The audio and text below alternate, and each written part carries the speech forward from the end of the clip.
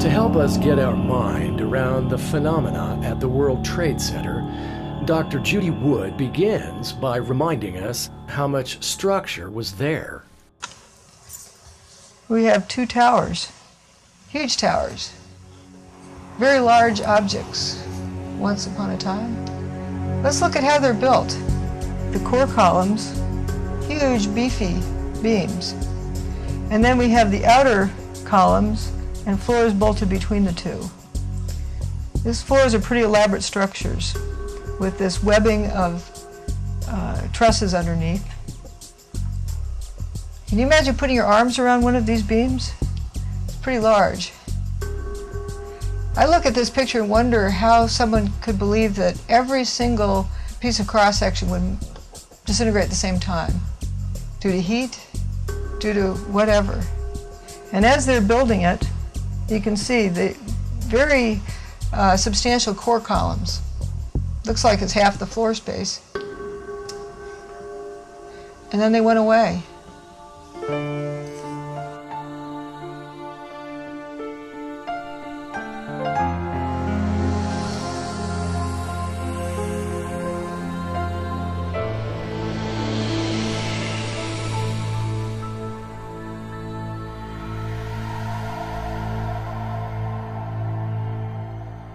So here we have WTC-3, also known as the Marriott Hotel.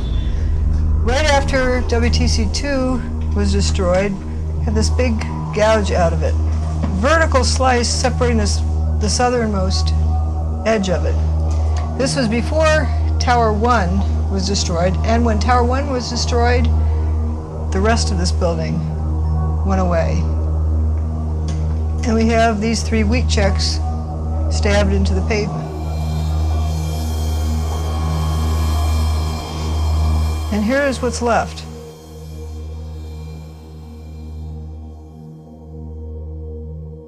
This little tiny stub looked like it was the base of this tall, narrow portion. Just a little tiny bit of it left.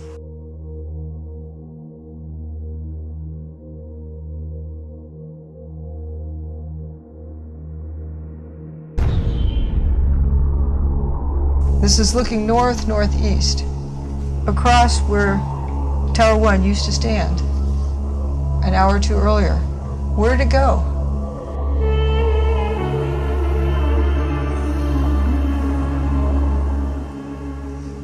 From this down to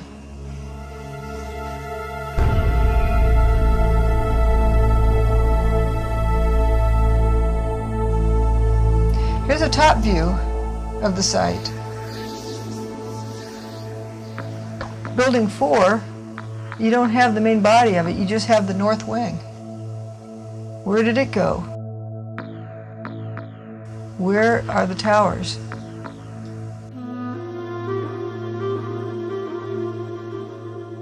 Bankers Trust is 40 stories, so we're missing 60 or 70 stories of building, more than half of it.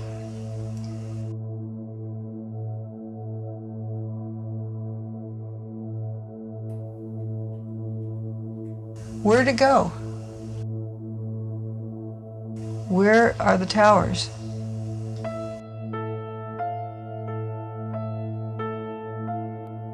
Where are the towers? Where'd it go?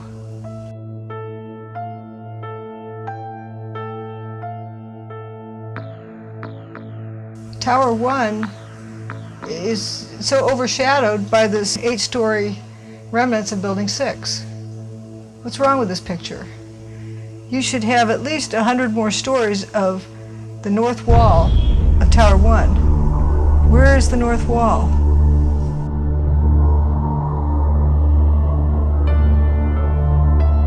Where'd it go?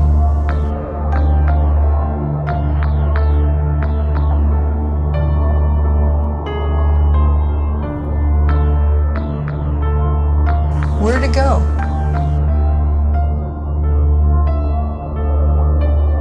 Where are the towers?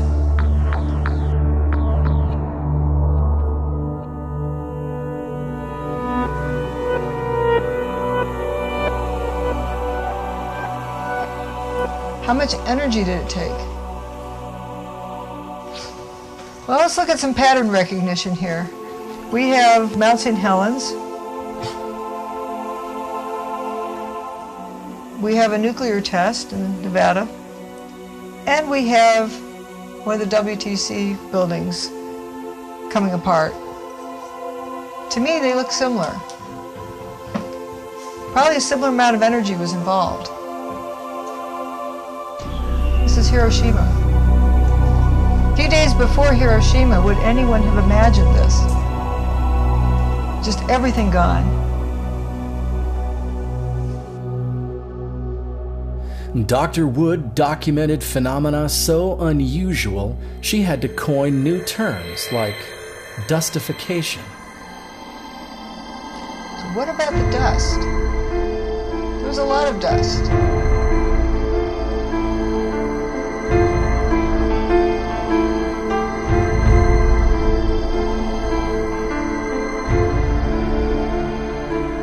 As it happens, here is Tower 1 and Tower 2. A large portion of it filled New York, filled the air, went everywhere. And it looks pretty uniform in size, except for the paper. Landed on the fruit. It's like a fresh snow. Here's a view from the north. What covered the wheat checks was aluminum cladding, which you can see those pieces falling off, but they don't trail dust. But the steel wheat checks trail dust. This is an interesting. This is a rather large wheat checks falling here with dust shooting out behind it.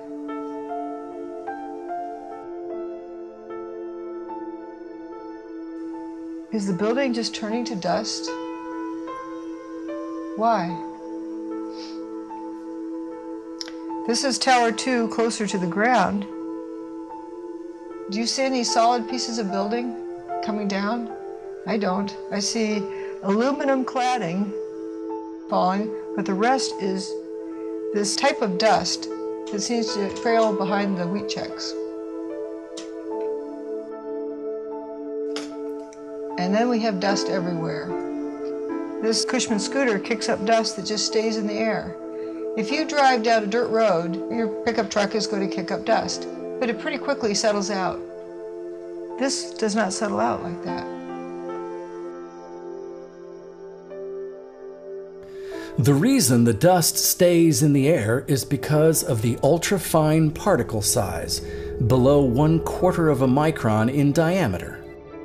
Thomas Cahill of the University of Davis, California, studied the particle size distribution of the minerals in the fumes. Typical mechanical crushing creates coarse and fine particles. Very fine and ultrafine particles are essentially non-existent. The graph heads to zero and stays there. Now look at what was measured at ground zero. There is an extraordinary presence of ultrafine particles. This is conclusive proof that molecular dissociation took place. Cahill did not count particles less than 0.09 microns. Is this because he was afraid of what he knew he would find?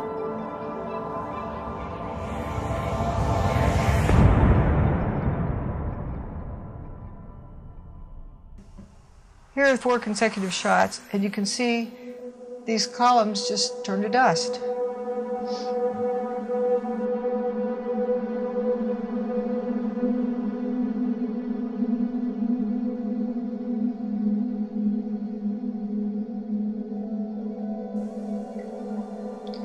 Here's a video clip, and you can watch this turn to dust.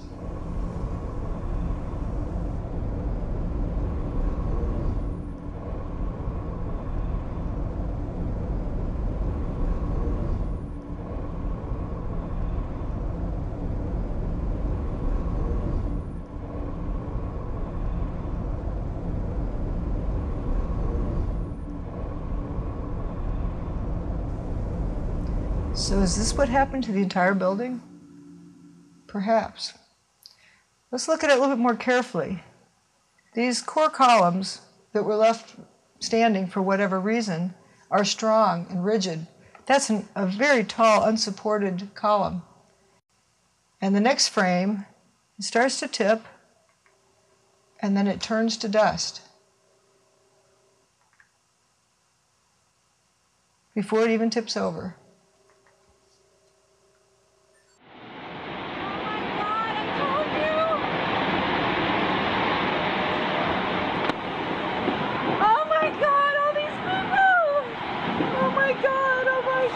And as this dust cloud rolls out, it's very energetic. It looks like it's boiling. It's expanding in all directions.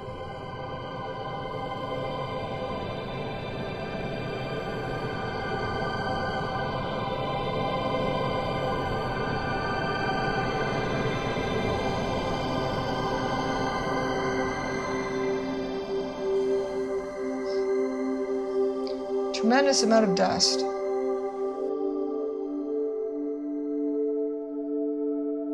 The behavior of the dust clouds greatly resembled a phenomenon seen in volcanic eruptions.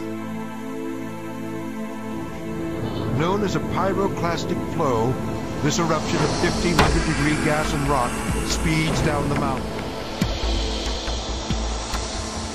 The disintegration of the buildings was not the only bizarre 9/11 mystery.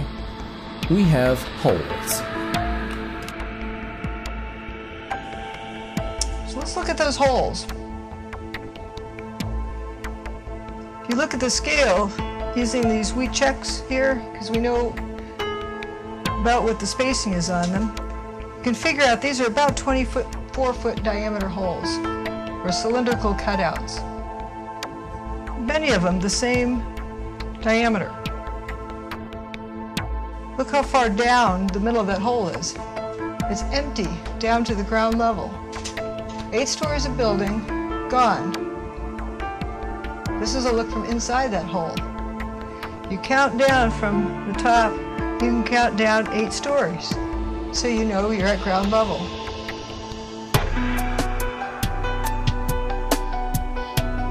Then we have building 5 that was over in the northeast corner. Nice round cylindrical holes. This one turns out there's a roof flap hanging over it, but it's still the cylindrical cutout. This one looks like a larger diameter. But what caused those round holes? We have this cylindrical cutout in the middle of Liberty Street. You notice this outer wall is sort of leaning back, and it's got a cutout missing that lines up with that hole. Kind of interesting. We look down into that hole. It's just what caused the hole. It's opened. We also notice these different sublevels have the reinforced concrete bars sticking out of it. And this piece of I-beam is pretty fascinating. It looks like it just withered away to nothing. It's eroded to nothing, thinned out. And there's another hole up here. When you start looking at this, you start noticing lots of little holes, and they coalesce into bigger holes.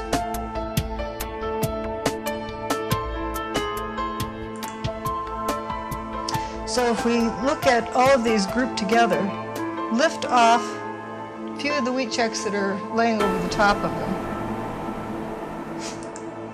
we can look down into that hole and climb down into it. We're climbing down into the basement of the second tower, and to me it looks that these folks are walking through a puddle of water. We may have heard of rumors of molten metal, but I see no indication of it here. And this picture was taken a week after 9/11. Dr. Wood was denying the existence of molten metal at Ground Zero, denying extreme high temperatures in general. Yet the effects of extraordinary heat were all around. We have this fused mass of steel and concrete that's known as the meteorite. We see the mushroom cloud expand rapidly, upwards and outwards against the wind. In fact, the Twin Towers mostly disintegrated into shooting point sources trailing what resembles rocket exhaust. Rocket exhaust looks the way it does because it is expanding in all directions, and that is because it is moving from very high temperature and pressure to much lower temperature and pressure. Spraying whipped cream behaves the same way for the same reason. The contents of the can are under great pressure.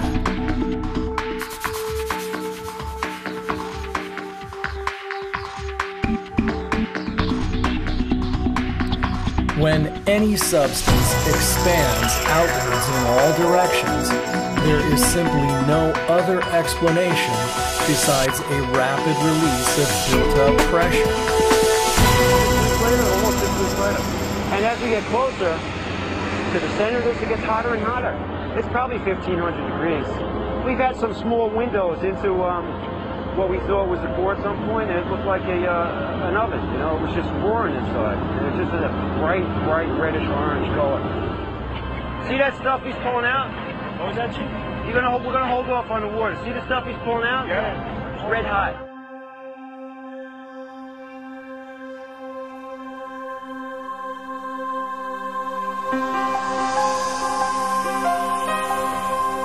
Another interesting phenomenon is toasted cars. Large number of toasted cars. I don't mean just a few burnout cars. I mean this weird things happening that don't make sense.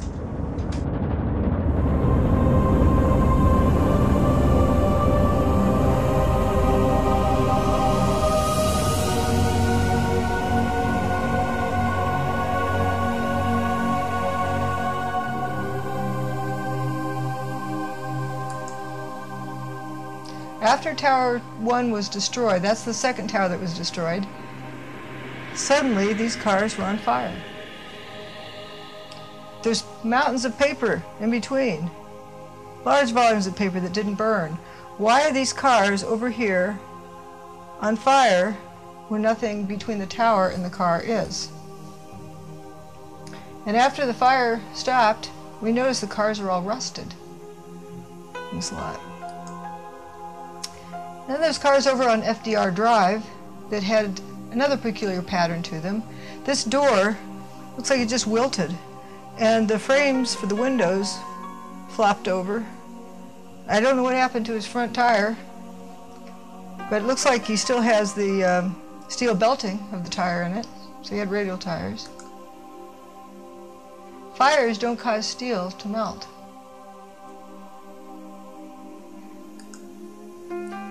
And we have various other interesting patterns. This vehicle was parked a building away on the other side of the post office. What happened to it? If it had debris fall through it, why isn't the roof destroyed? This side's eaten out, wheels eaten, fire, spontaneous combustion. Here's that toasted lot. Paint is fine here, not here. And don't know what that is. Is it a car, truck? I call it the what's it car. This vehicle is sitting on top of this one. Why is it so rusted? This is the day after 9/11. Look at these two cars placed on top of one another. I think when you think about the impact that these planes must have had, it's hard to visualize it because everything melted. But here, at least you have some remnants. You have literally an engine that is melded together with other parts of the car. Moving over, you've got another car they moved here. It looks like it's been through a war. You can see the papers, all the burned out papers from the building. You see the soot and the dirt, and it just shows you how devastating this blast was. Look across the street there. You've got a Con Ed truck that, you know, some of the Con Ed people now looking at, examining, trying to figure out which truck that actually was, but that truck too, in terrible shape. So while many of the items, the steel, was literally melted. We see more of these strange phenomena. Cars burning, not paper. Paper in the tree lost its leaves. Paper on the ground, only vehicles burning. That's pretty aggressive burning.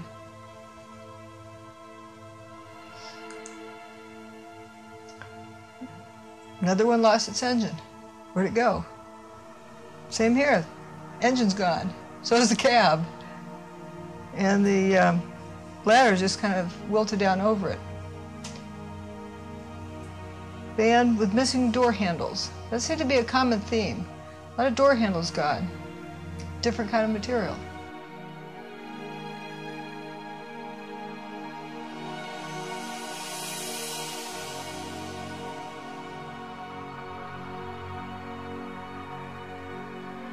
This is West Broadway.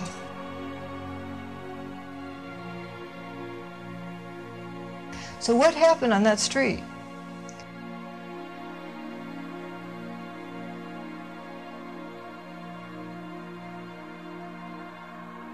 Here's a top view of that same street. This aggressive cloud looks like it did something unique, because all the vehicles along this street were toasted.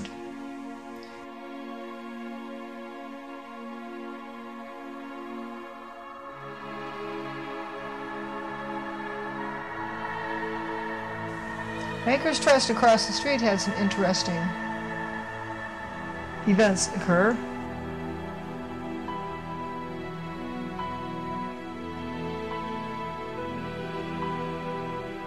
This building, according to FEMA, had no fires in it.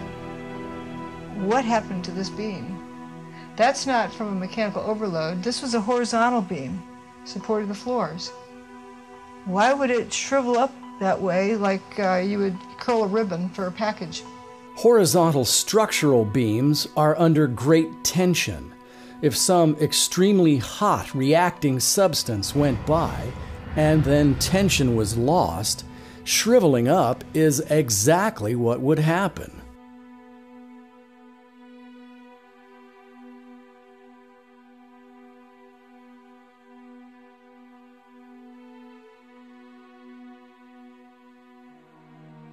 Clearly, something extraordinary destroyed the World Trade Center. But what? According to Dr. Wood, it was some kind of directed energy weapon. Along with co-author Morgan Reynolds, they released the Star Wars beam weapon.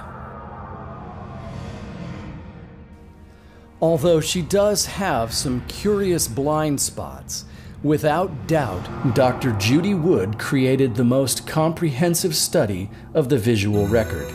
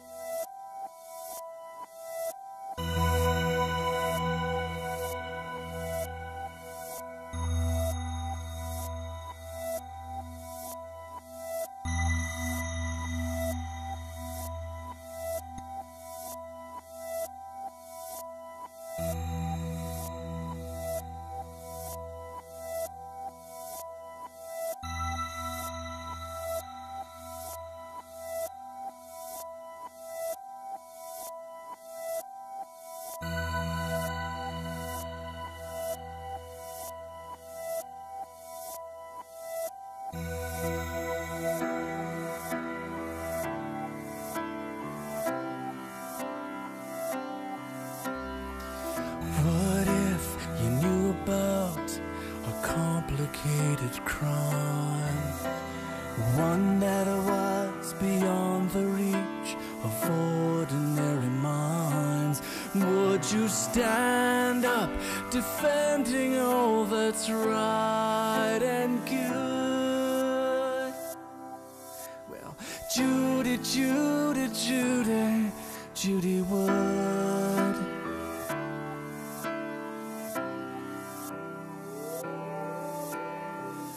What if the criminals could threaten your career?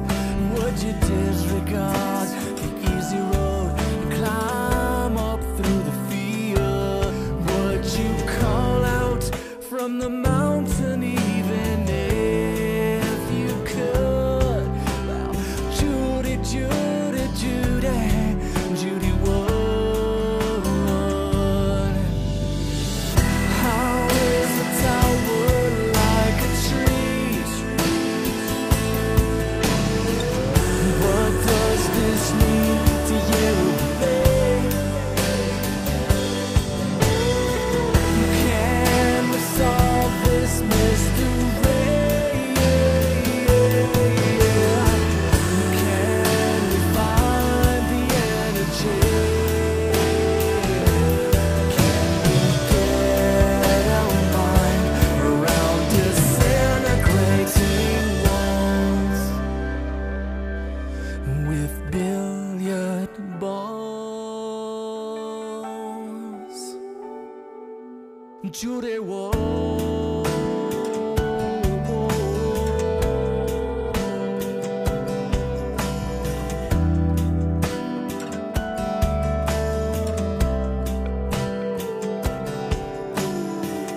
What if your television tortured every truth? What if your story got all twisted and abused? Would you simplify the picture when the world misunderstood? Well, Judy, Judy, Judy,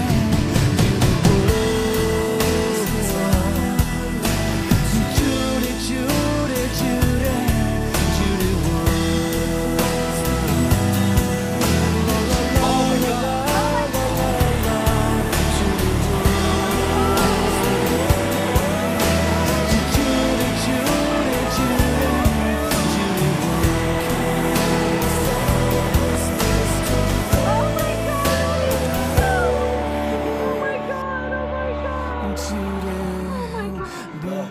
Oh, baby, Lily.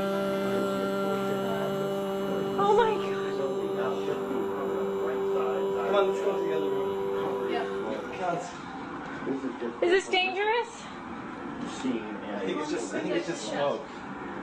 There's no danger about the buildings. Is the air conditioner turned off in the room? And the windows closed in the bedroom? Near the area are an absolute crazy situation. The entire top of the building just collapsed. The entire building just collapsed. The building just collapsed.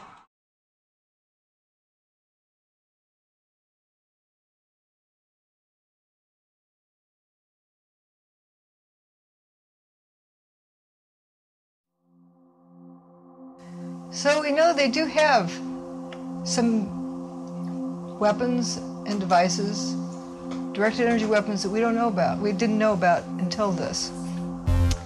And there's pictures of them. We have this shoots down things. You add more onto this to get more power. We don't know how much power is required. These are publicly available images of different types of weaponry they plan to put in orbit, or is it already in orbit? We don't know. What we do know is there used to be 2 towers here, and they aren't there anymore. Are directed energy weapons the best explanation? Or could nuclear reactions better account for the phenomena? Like any other nuclear weapon, the Davy Crockett gives off 3 basic effects: heat, blast, and nuclear radiation.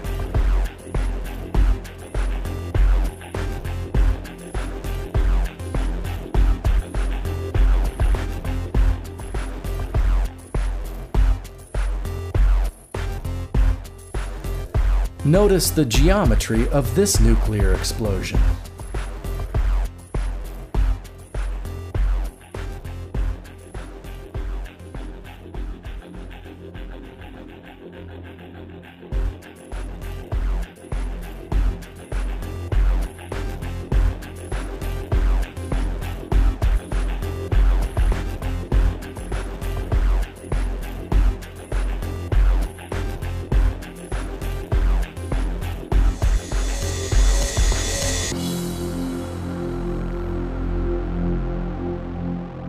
A chemical signature of nuclear fusion is tritium, the radioactive isotope of hydrogen.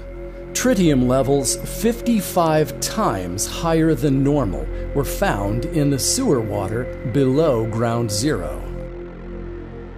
Stephen Jones is an expert in nuclear fusion, so we traveled to a 9/11 Truth Conference in Indiana and asked Stephen Jones about that. Tritium is an interesting character because tritium can come from other sources. And I mean, backlights of exit, I'm not saying that's what it was, but it could be just something like that. In other words, it can be a contaminant that arises not from nuclear reactions, but from backlighting. And so, yes, the tritium was high, and that was reported and published, but it is not proof of many nukes. That's the official story. Supposedly, the two airplanes had about 34 curies of tritium in the exit signs.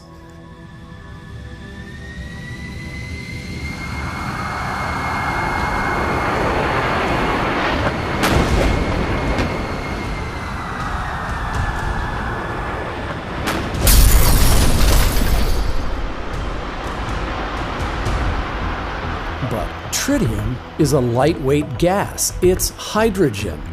When released, it goes up into the upper atmosphere. To make it down into the water sample, it must first somehow be converted into tritiated water and sprinkled down to the ground into the sewer system, get diluted by 2 heavy rainstorms and 1 million gallons of fire hose water, and still raise the sample up to 55 times the normal background level. In 1965, in Council, Alaska, there was a building fire involving the release of 3,000 curies of tritium, about 100 times more than what was supposedly released by the 9/11 airplanes. Water samples from that incident showed no tritium. None.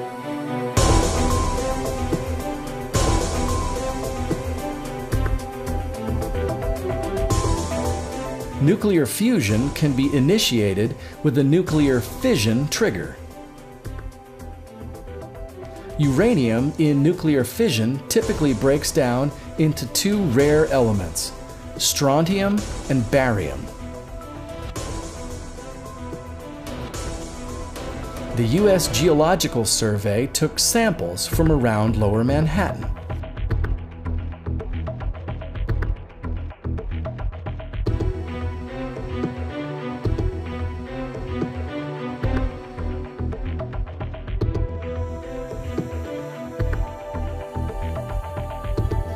Barium and strontium were both found in the dust, elements that have no business being there at all. Not only were they found, but the concentrations were correlated. In the samples where barium went up, strontium also went up. And the sample with the highest concentration was the only one taken right at ground zero.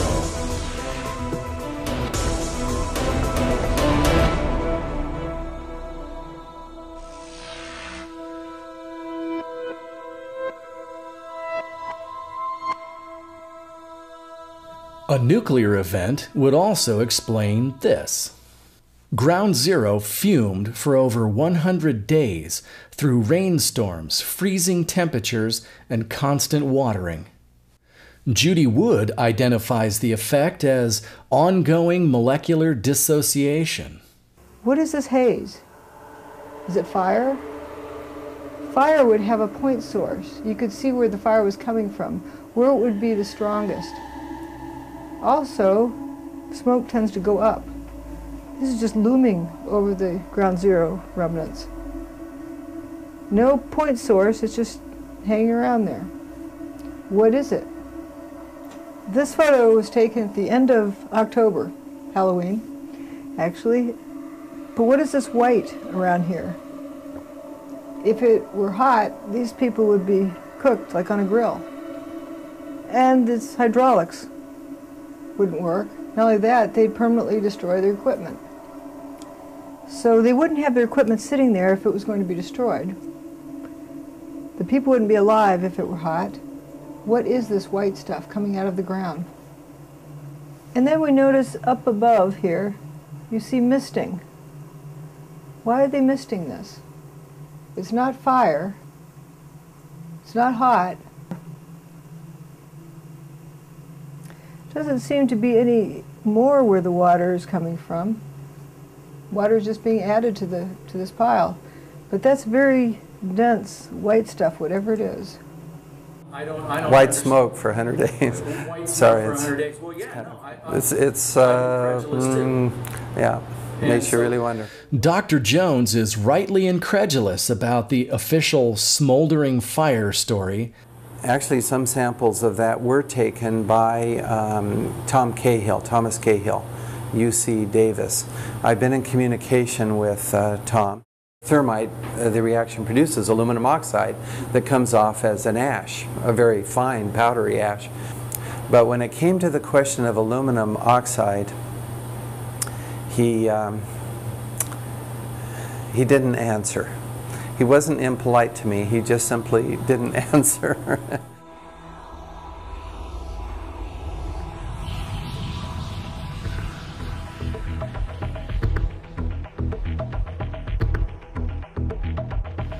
A nuclear fission chain reaction, once begun, continues until all the fissionable material is gone. This is the so-called China syndrome, where heavy reacting elements burn downwards through everything. Could that be what caused this? This hole in the bedrock is directly under where the South Tower stood. The workers are filling in the hole with concrete.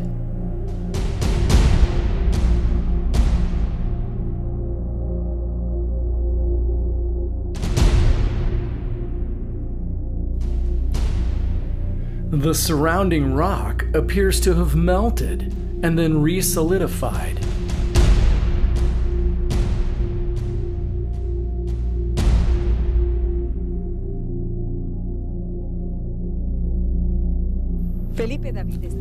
Janitor Felipe David was working inside the North Tower. His co-worker, Willie Rodriguez, describes skin that was hanging off his body. Everybody started screaming, and a person comes running into the office saying, "Explosion, explosion, explosion." He got his hand extended, and all the skin was pulled from his under his arm, all the way to the top of the fingertips, and it was hanging on both arms. Hanging and hanging. Exactly the same type of horrific radiation effect was described at Hiroshima and Nagasaki in 1945. Inexplicable numbers of ground zero workers are coming down with rare cancers like leukemia and thyroid cancer. According to medical doctor Ed Ward, only radiation can explain this. First responder Matthew Tartaglia. In January and February of 2002, it became clear that I was very, very sick. I started sweating constantly. I would just walk down the hall and to go to the bathroom or to get something to eat or get a cup of coffee, and I could not breathe.